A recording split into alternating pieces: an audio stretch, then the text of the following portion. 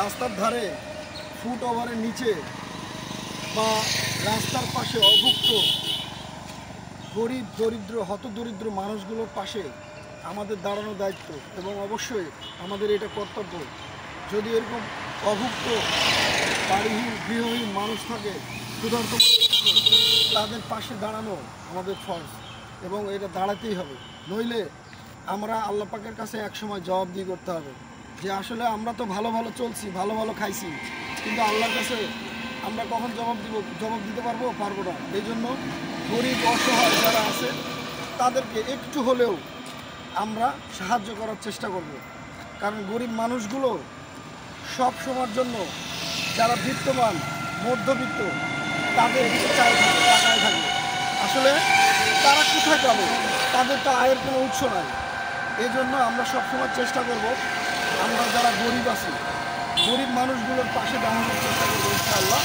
যদি আমরা গরিব মানুষের পাশে দাঁড়াই তাহলে একটা সময় কী হবে, গরিব মানুষগুলো যারা ক্ষুধার্ত তারা কিছু খাবার পাবে, কিছু টাকা পাবে, পাশাপাশি একটা সময় আল্লাহ পাকের কাছে আমাদের জবাবদিহি করতে হবে না।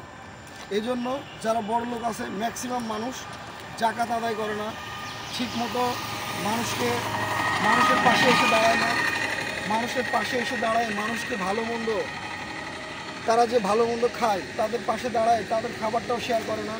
সেই জন্য অবশ্যই কিয়ামতের দিন আল্লাহ পাক জবাবদিহির কাঠগড়ায় দাঁড় করাবে। আর ওই সময় যদি দাঁড় করাই হয় আমরা কখনো জবাব দিতে পারবো না আল্লাহর কাছে।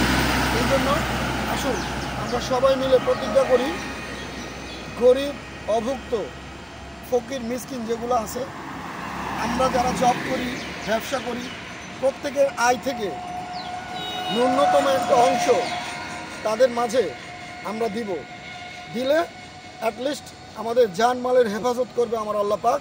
সেজন্যই আমরা চেষ্টা করব গরিব মানুষের পাশে থাকা এবং আল্লাহ পাকের কাছে কিয়ামতের দিন যেন আমাদের দায়বদ্ধ না থাকে, সেই জন্য আমরা অবশ্যই গরিব মানুষের পাশে থাকবো।